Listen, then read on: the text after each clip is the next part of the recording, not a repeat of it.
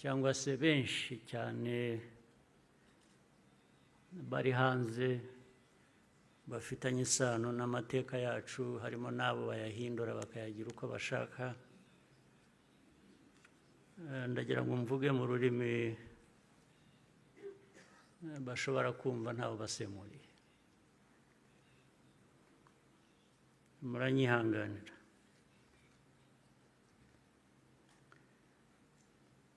Today, we gather again in remembrance to everyone present and watching online. Thank you for joining us on this important day.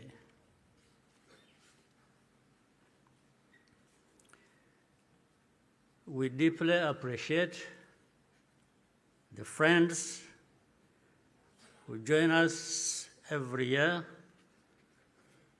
in person or in spirit without fail. I thank this survivor who has just spoken. These testimonies keep memory alive for all of us and for those who will follow us. Kwibuka carries profound meaning for our nation.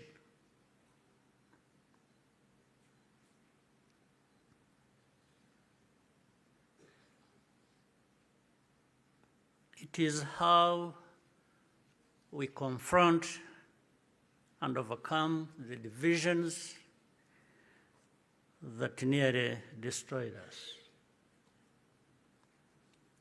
This day empowers us all. We draw on the strength of survivors who provide the reservoir of humanity that feeds our nation's soul.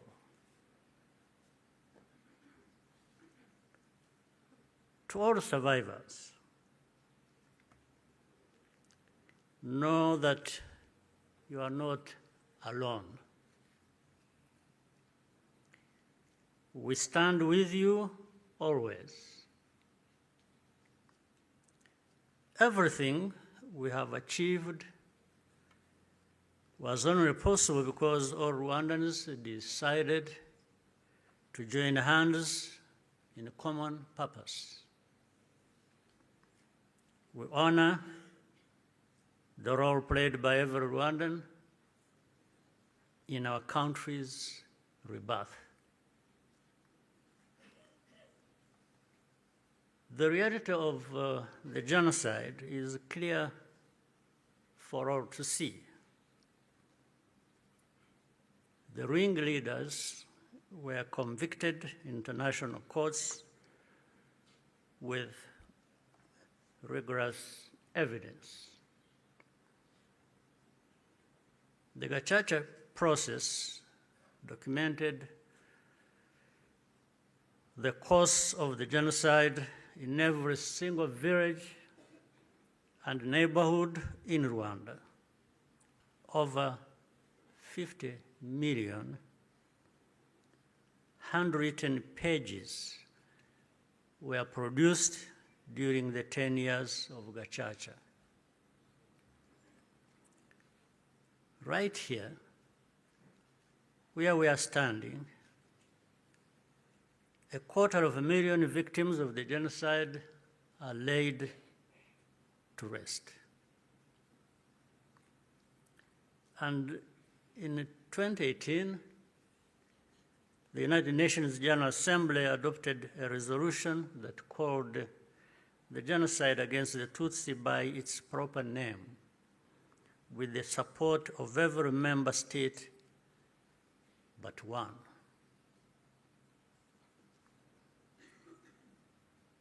The truth is undeniable. And yet, we still find people sowing doubt and twisting the facts up to today. This is not just a matter of ignorance, but something much deeper. It means that the risk of seeing history repeat itself is a constant danger. If we allow ourselves and our friends to become indifferent. Genocide denial begins long before the genocide itself is committed. There is a pattern of looking away from the warning signs or taking them lightly.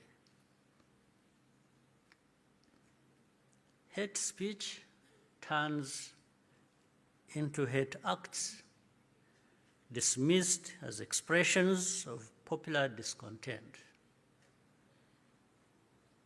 Behavior that should be immediately condemned is rationalized and minimized.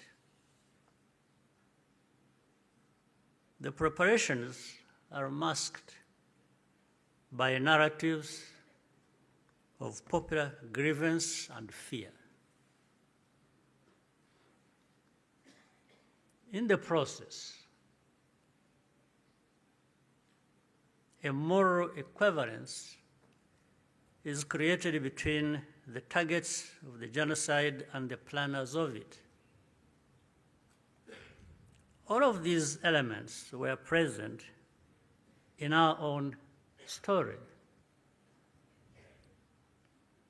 There are some who pretend that the genocide against the Tutsi was a spontaneous event. That's not true. It was carefully prepared and carried out in plain sight.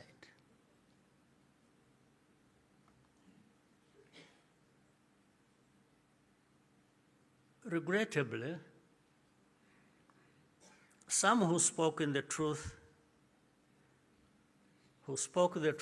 at the time and who were even eyewitnesses later became peddlers of distortion, mainly for political reasons. Militias were openly trained and indoctrinated in hate. Weapons were imported in large quantities, and Rwandans who opposed it were threatened or killed. Before 1994, communities were subjected to waves of smaller massacres meant to normalize the killing and also to measure the reaction of the wider world. And with only a few heroic exceptions, the world was unconcerned until it was too late. In the early 1960s, after countless Tutsis were killed or forced into exile, international voices such as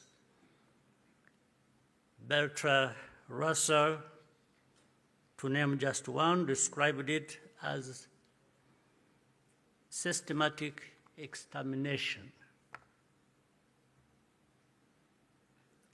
The pattern continued in the 1980s and early 1990s. When Tutsi communities such as the Bagogwe in the northwest were targeted in organized attacks.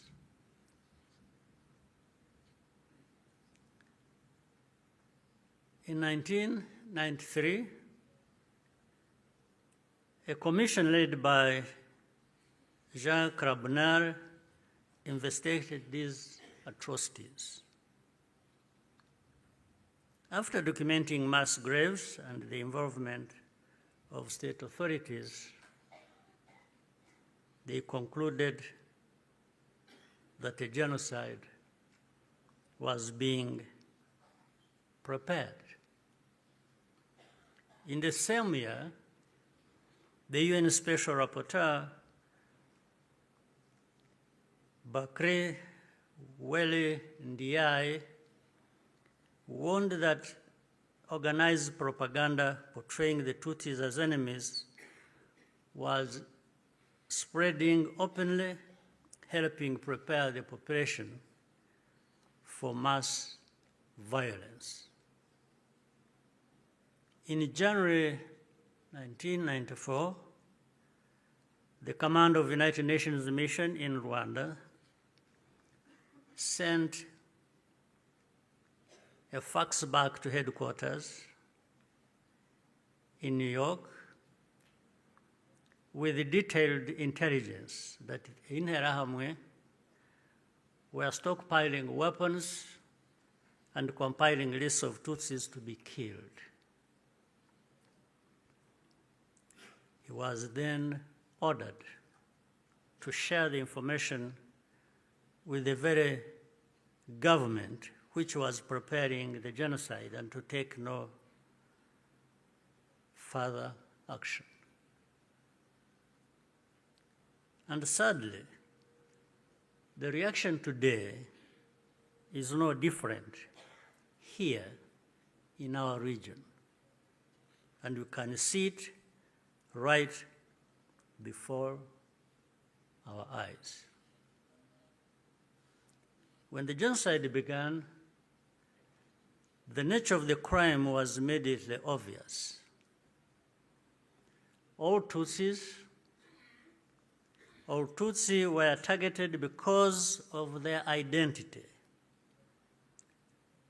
Nowhere was safe, including churches and schools.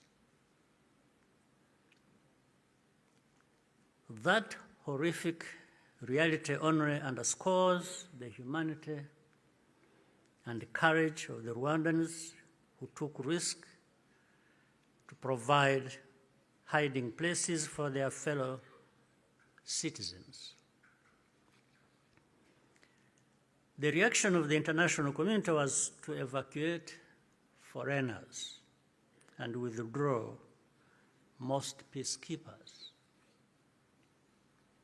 At Eto, Kichikiro, when the peacekeepers withdrew, thousands of desperate Tutsi were left to die.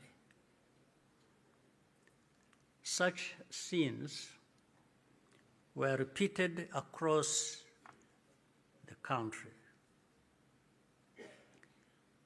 If these forces had instead been supported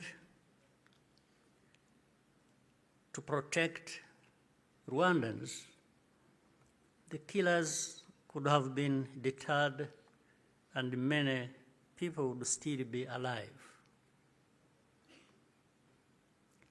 The lives saved by the United Nations peacekeepers who were allowed to remain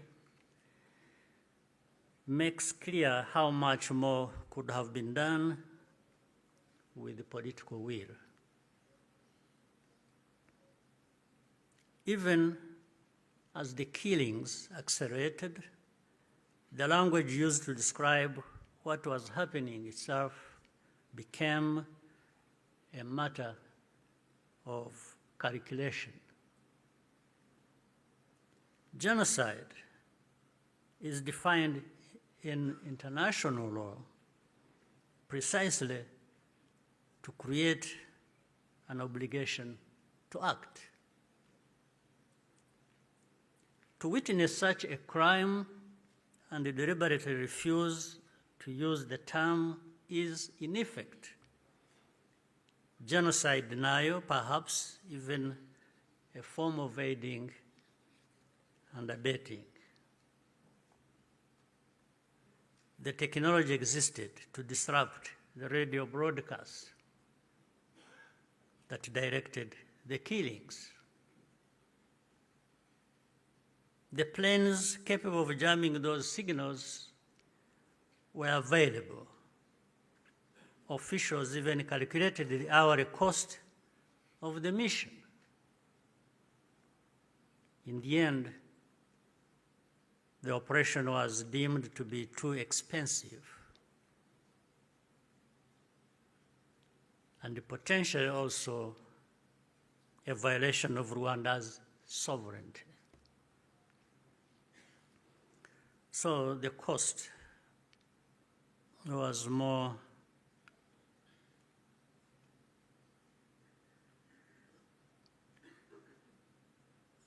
it became too expensive. It was more expensive, especially when you, in their minds, those lives are really worthless. So our lives were worth nothing. That's fine. For Rwandans, the lessons have been brutal.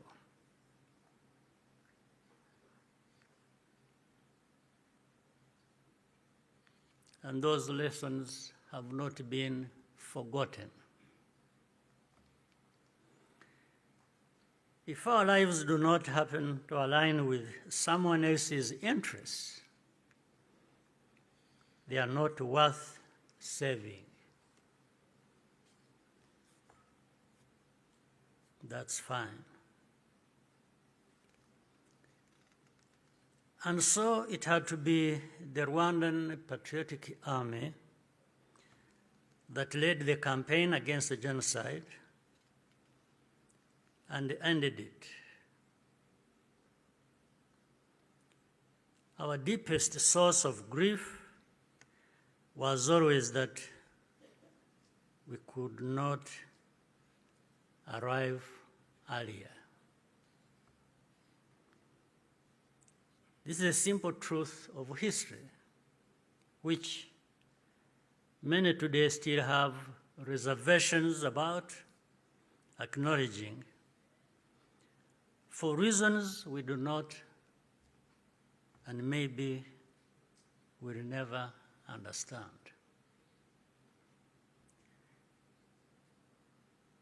The culture and character of today's Rwanda Defense Forces, RDF, was forged in those dramatic moments. It guides the conduct of our forces who serve abroad in peace-building missions, earning universal respect. Indeed, no sanctions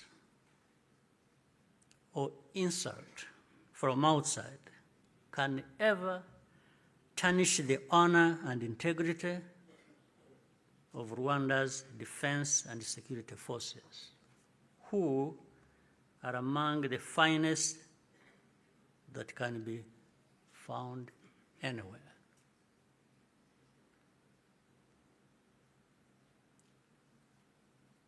I look forward to raising this matter of sanctions at the highest level to understand the basis for such an injustice.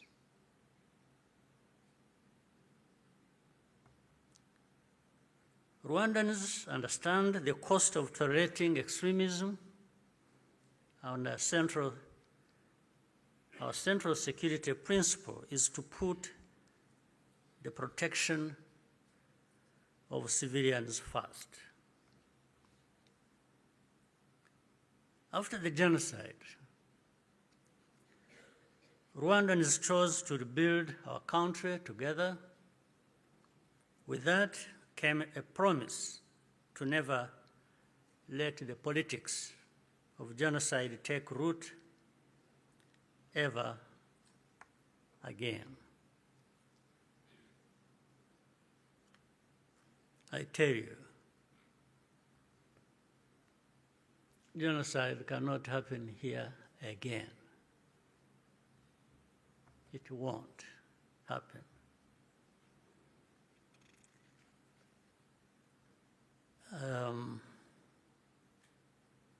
Even with those noises you hear in the region of people gathering from Europe, from wherever, and meeting in Kinshasa and bringing the son of Habyarimana and relatives and others from wherever and gathering. All of that is just noise. It cannot amount to anything that will happen here of that kind again. It cannot happen. And I'm saying this not just as a person. And I'm just saying it because I know every Rwandan, young and old, is as determined and is saying so, like I'm saying now to you.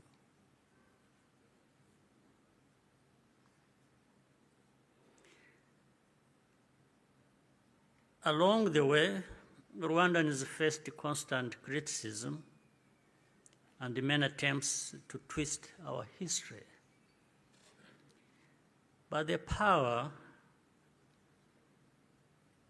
we will always have is to use our minds to see the truth, and our voices to speak up when something is not right. You can never silence us in whatever form. We must be clear about the dangers that remain.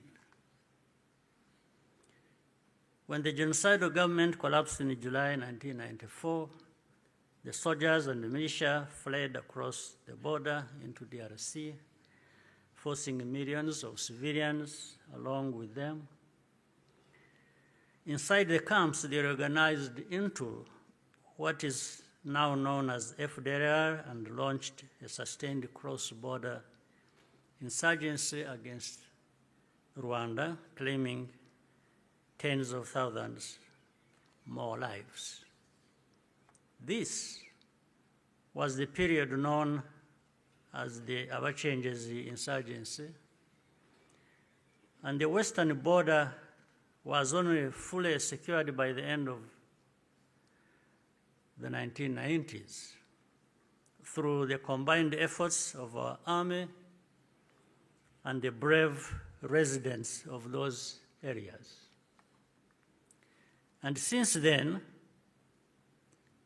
our defensive measures have been aimed at ensuring that such attacks can never again be made across our borders.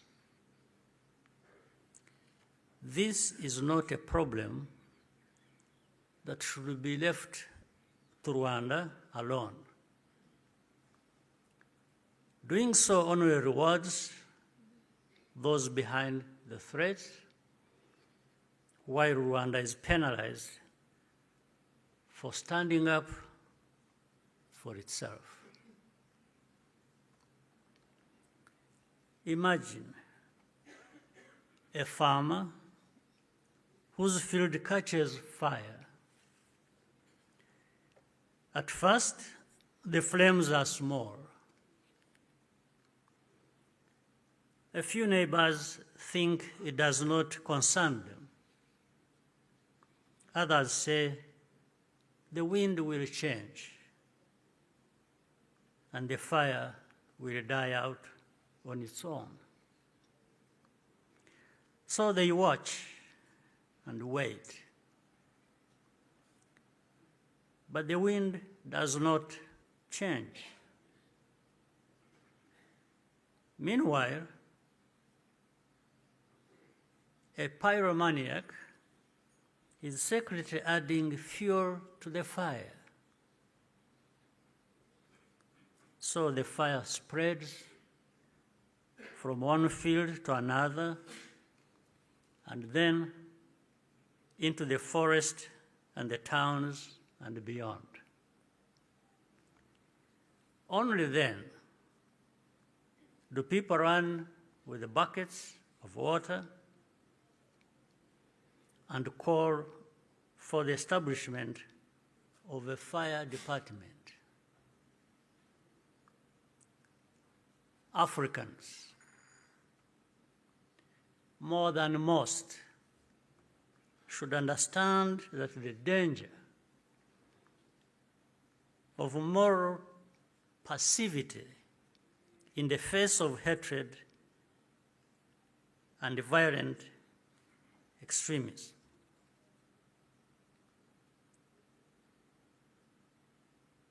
We should understand that danger, especially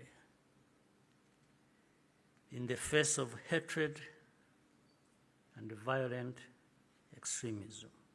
Africans, more than most, we must be reminded by all this history. Today, our continent accounts for the majority of the world's active conflicts. In 1994, Africa's collective institutions also failed to respond. I say this because the call for African sovereignty, legitimate and necessary as it is, must also mean that African institutions act decisively when Africans are at risk. Bad actors must not be allowed to hide behind the principle of sovereignty, to evade responsibility for abuses or deny citizens their rights. We cannot afford to repeat the mistakes of the past. Genocide ideology is still spreading in our region. Left unchecked, it has the power to take us all backwards again. There are those who claim that Rwanda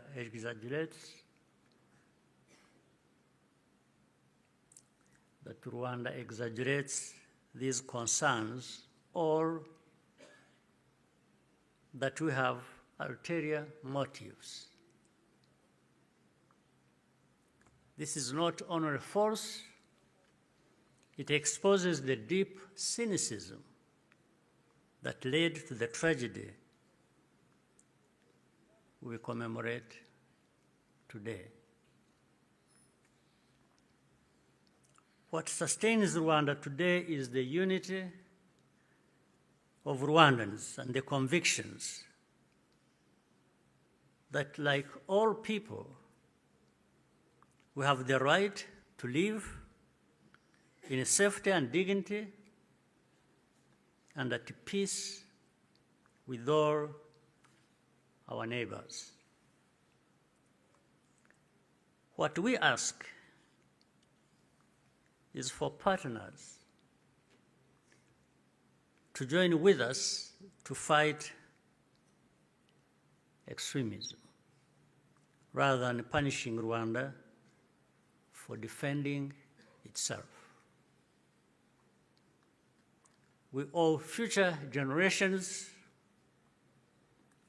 of Rwandans more than survival. They deserve to inherit a secure, united, and bold country and an integrated and confident Africa. We invite you to stand with us in remembrance and also in action. I thank you